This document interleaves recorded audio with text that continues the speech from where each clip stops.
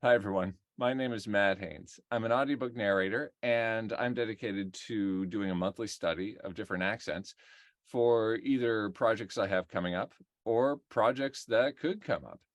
I am delighted to be here with Antonio Rocha, and we are going to review some qualities of the Brazilian accent that he has quite a bit of knowledge of because he is originally from Brazil. I got to meet him and work with him decades ago in a summer arts camp, and we've been in touch more recently to my great delight.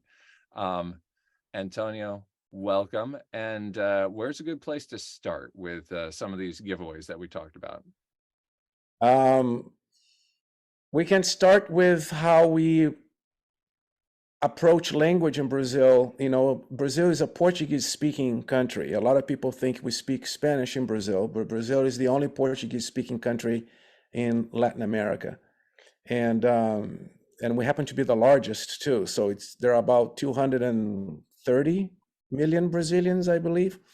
So we usually read everything is written down.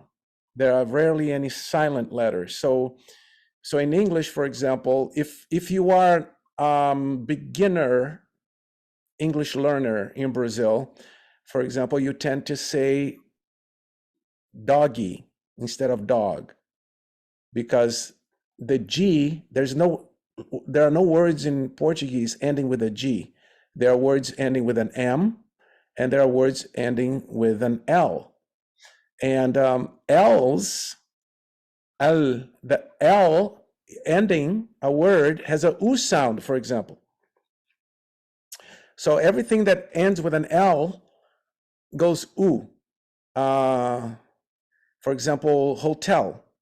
A hotel, it's spelled the same way in Portuguese as it is in English, Hotel. But we say hotel. The H is silent, like it is in a lot of words in Portuguese.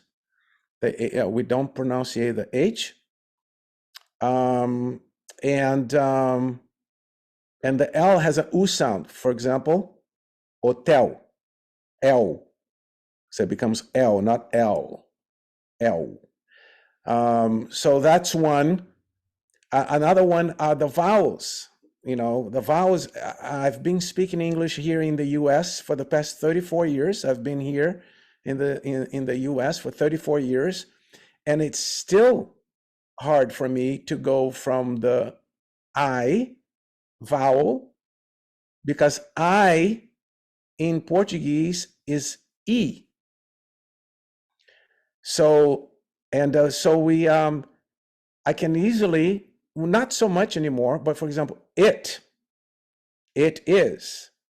If in the beginning when I was learning, I would easily say eat is, for example. The Brazilian accent in Rio, most letter T's don't have a sh t sound, has a ch sound. And but there are places in Brazil that it has a t sound. But in Rio, where I'm from, I grew up saying, for example, the word for uncle in Portuguese is T-I-O, same as in Spanish. T-I-O, most people say tio.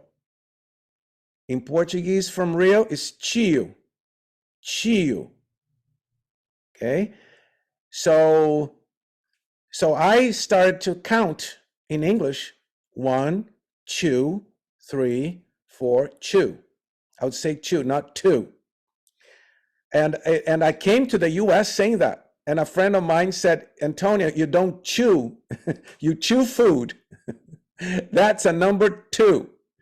Chew is for chewing, and I did not know the verb chewing, to chew, and so I that was a day that I learned also. So I came to the U.S. with 5 years of English, but still a lot of things were missing. For example, showers in the weather. You know, it's going to shower today. So that was a new concept when I first got to the U.S. that the weather could shower. I thought only people could shower. Um, But going back to the pronunciation, to this date, a lot of people in Brazil, they don't say Paul, they say Poe. So they don't say Paul McCartney, they say Paul McCartney. Even though today, even with the internet, even with you listening to somebody in English addressing Paul McCartney as Paul McCartney, people will still say Paul McCartney. Not all of them, but quite a bit. Now, does that apply also for, because Paul is spelled P-A-U-L? What about the short O sound if it's spelled with a short O, like hot? Would that become hot? No, hot. We can, yeah, because we have the we have that sound in Portuguese, so it would be hot. I don't think people would. They might say something wrong because they don't know, but the sound, we have that as well. Like in good, like no, great in Portuguese is ótimo. Mhm. Ótimo is O-T-I-M-O. So this is a good word, for example. Ótimo has an O with an accent. It's a / accent above the O, right? T-I-M-O. So you have two O's there. One has an accent to make it Aw. yeah. The other one doesn't have an accent. So we say ótimo. It becomes a U. We don't say ótimo. We don't say ótimo. We say ótimo. Uh-huh. Antonio, we don't say Antonio in Portuguese. We say Antonio. Antonio. Antonio. All the O's at the end are like the L's. They have a U sound. Ooh. So it's very funny. To eat in Portuguese is C-O-M-O, como. And how is also C-O-M-O, how. How is this possible? Como é possível? Como é possível is how is it possible? Como. Now, I sense though then that the interpretation of the AU sound, like caught, becomes caught. Does that sound right? So it becomes If somebody doesn't know English at all, they'll say caught. Caught. Okay. Yes. We hit all the vowels. We say we don't blend vowels usually. Maybe there are a few exceptions in which we would, but it would be if I'm reading caught, as I would read anything in Portuguese, I would say, well, I would ignore the H, the G, I would not ignore, nor would I ignore the T. So if I'm really being a rough beginner in English, I would say cauget, or cauget. When I was in primary school, instead of saying teacher, this is when I was like in 6th grade, I said te acha. Te acha. Why? Because I'm reading T as on one syllable, te, a, and CH, we have CH. Like my last name is R-O-C-H-A. All the CHs in Portuguese, all of them, no exceptions, are like the CHs in Chicago. So when I was in 6th grade, I read te, because T-E means te. T-A means ta. So I read te-a, I isolated the A, and share, because C-H-E-R is share. So te acha. I remember this to this date because people giggled at me in the classroom. The teacher said, no, it's teacher. And I'm like, I knew it. I've heard it, but I have never read it. This is very funny. I'm remembering this. It's been a long time that I've remembered this, so I'm revisiting it. I had heard the word teacher, but I didn't know how to write it. So when I read the word teacher, I did not, it didn't make any sense. So I said te acha. Speaking of the letter T, we discussed the TH phenomenon in Portuguese and in Brazil. Yes, yes. That is a major issue for Brazilians because this is a lisp, is a speech issue. If Portuguese Brazilians who speak and they put their tongue between their teeth, usually they have a speech impediment. So it's very, how do I say, uncomfortable, for you to go like this. People laugh, people feel shy about it, self-conscious about it. So a lot of people say D's, those. Mm-hmm. Um, Think rather than think rather than think. yes, think, I think. Another one is Theo is Theo. Anything with a TH. I know people who have been in the country, Brazilians, who have been in the US for a long time, and they read well. They have, they're professionals working, not, and they won't do the TH. With syllables as well, I thought I heard when we were talking earlier, I believe I heard you say completely as completely. Does that sound right? Yes, mostly. We're talking about earlier, and I said mostly, Yes. and instead of mostly, Mm-hmm. right? And yeah, there's still residue there from when, because the TLY mostly, we'll tend to say put a TELY, and it's very unconscious, very unconscious. Another one, which it has nothing to do with pronunciation, but the sound of the word, for me, in my brain, kitchen is chicken written backwards. Think about it. Chicken, chicken, kitchen. Okay. So if I'm not thinking straight, I'll say I put the kitchen in the oven. Oh my goodness, no kidding. Yeah, if I'm not paying attention, this is one that haunts me in a funny way, not in a traumatic way. To this day, if I'm, I will say, "Oh yeah, the kitchen is in the oven. We'll eat at 6 o'clock." I mean the chicken, So I'll go correct myself because I know I will hear it, and sometimes I won't hear it. Broom and groom. Oh, here's another one that makes no sense for us. And to a lot of Americans as well. Why is it door? And for poor is poor. Why is it not poor? What's the difference? Exaggerate it for me, if you would. Door and poor. Ooh. Right? How do you say that to me? Say poor. Poor. Oh, you're saying the same as door? Yeah. You are. I mean, Okay. I suppose if I were, going very regal or transatlantic, I'd say poor. Does that sound closer? Yes, yes. That's how I hear it.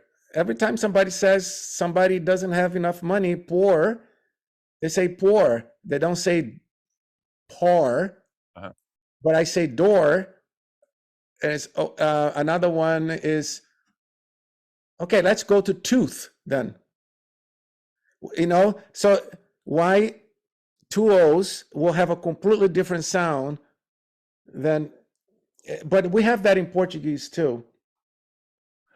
Can we go back to kitchen imagery because you and I had discussed. Yeah. Sorry, go ahead. Let's stick to the agenda here.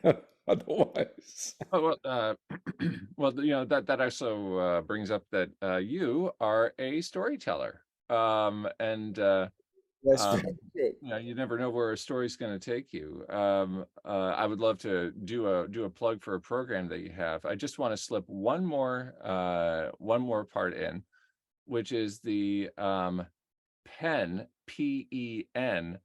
Can you tell everybody about the sound? Yeah. And Yeah. I'm gonna butcher it, but I do not hear very well the difference between the E and the A, and versus ah. So um, so I tend to, if I want to really differentiate them, I will say ah, like for pan. I will go for like Pan American, Pan American, and then pen. I need a pen to write with. Right? E, like that. The Pen. Say that for me. Pen. Pen. Now isolate just the E of pen. Eh. E. And that is how we say E in Portuguese.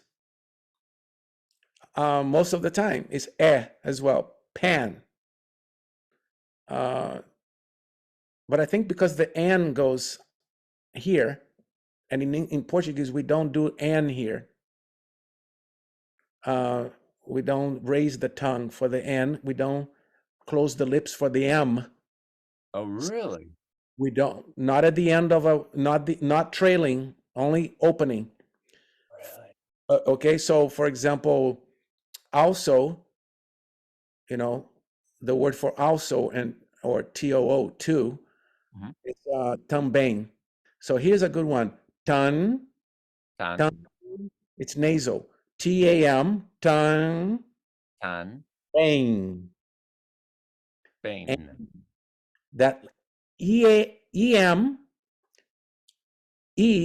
followed by the E followed by an M is always eh.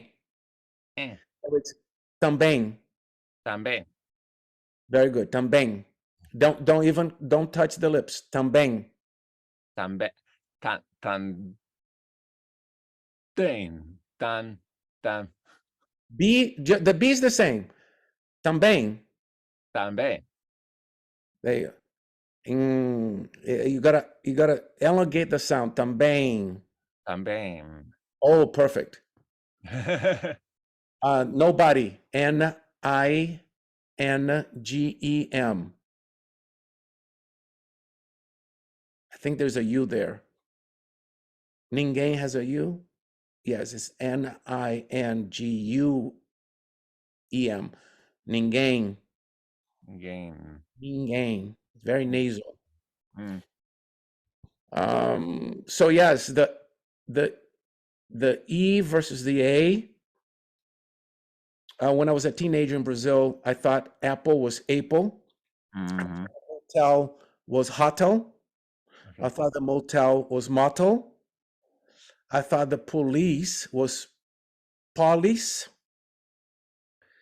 And I thought that Paul was Paul. Mm-hmm. Until I read Edgar Allan Poe, and then it's like, oh, POE is Poe, like toe. So it's like, it's very interesting. But the T, this is a big whopper in my opinion. The T in Rio, a lot of the T's, not all of them, have a ch sound. So the word for, I think I mentioned that earlier. The TIO for uncle Chio. is chio. Chio. Yeah, but we don't say chambang. We say tambang. That one is, we don't do the ch for also. So it's Yeah, it's those make the rules up as you go along are usually the bane of people learning English. yeah. I want to advertise programs that you have coming up. What's going on for you these days as a performer?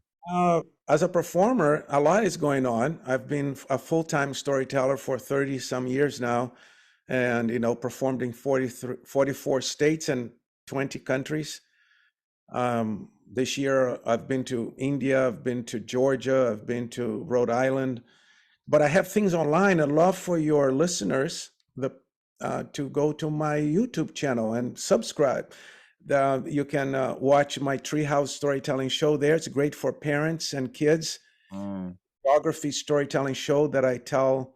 I host it from a treehouse I built for my daughter, my youngest daughter.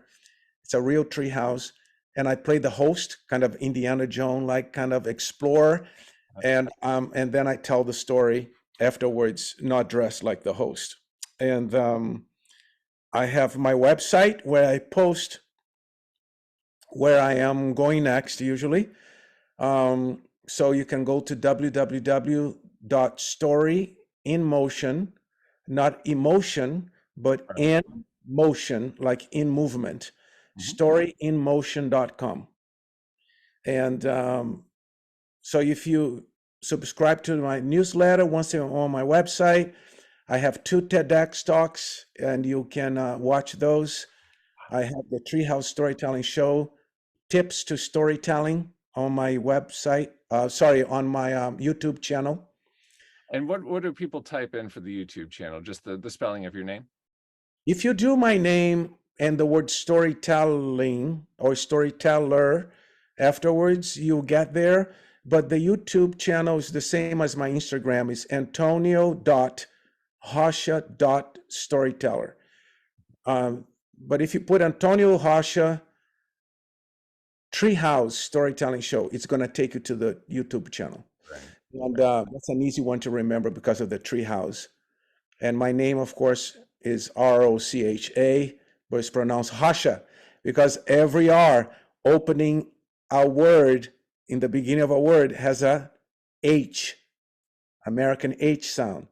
So And the H sound is silent for you folks. Yes, unless it's mixed with another consonant. For example, we have this one doesn't exist in English. LH or HNH, LH and NH. So I'm gonna give you how you pronunciate these. Okay. Let me find a word here. Okay, the word for work, trabalho. Tra is T-R-A, tra, T-R-A, tra, B-A, trabalho. Lio is L-H-O. So we go, the tongue touches the middle of the top of your mouth and it slides towards your front teeth. Lio. Yo. Perfect. Yo. That was perfect. So trabalho. Trabalho. Trabalho. Trabalho. Very nice, Matt. That was perfect. That's a hard one. So ilha, island. Oh, that's an easier one, actually. Island. Ilha. Ilha. I-L-H-A. Ilha. Now the NH, it's a fun one. For example, nya, let me get a word here. Ning, no. Why can't I think of a word?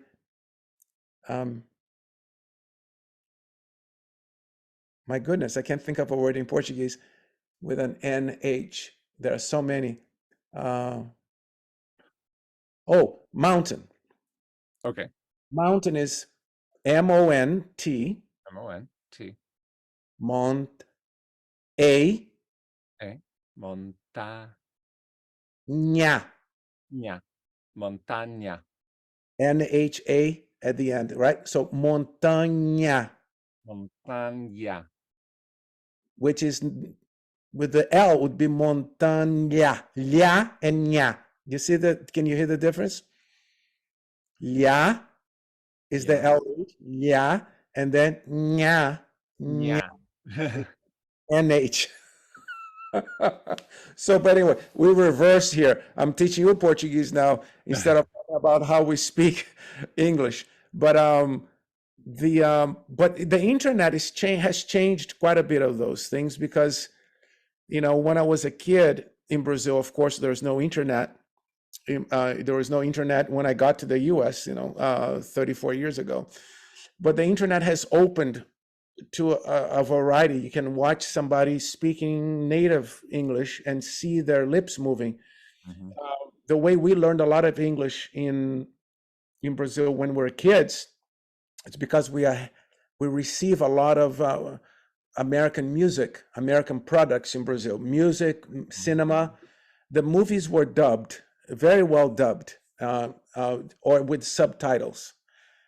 But TV movies, no subtitles. They were really well dubbed. But the American music, a lot of my friends growing up, I would learn how to sing a whole song in English and not know what I was saying. Mhm. Mhm. Because you listen and repeat, and we wanted to sing along. And sometimes the artist would landing rail and go do a show and would go sing the whole thing, But not yeah. necessarily knowing what we're saying fully, just some ideas, but not fully. Yeah.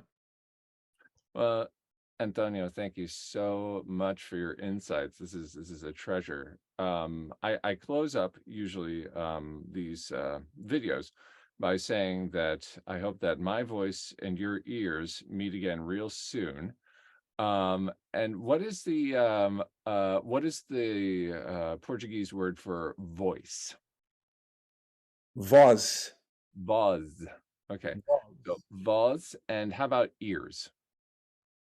Ears, ouvido. Ouvido. Yes, Okay. because we have two words. We have you say ear for the outside and for the inside. Mhm. Ouvido is the mechanism that makes you hear. Orelha with an LHA, here's another LH there. Orelha is the outside cartilage and skin. I'm gonna say my closing speech, and then if you can say it in your original accent and language, how about we do that? Okay, so thank you everybody for joining me as your narrator and teacher of narration. I hope that my voice and your ears meet again real soon. Take it away. Muito obrigado por estar aqui e eu espero que a minha voz e seu ouvido se encontrem novamente.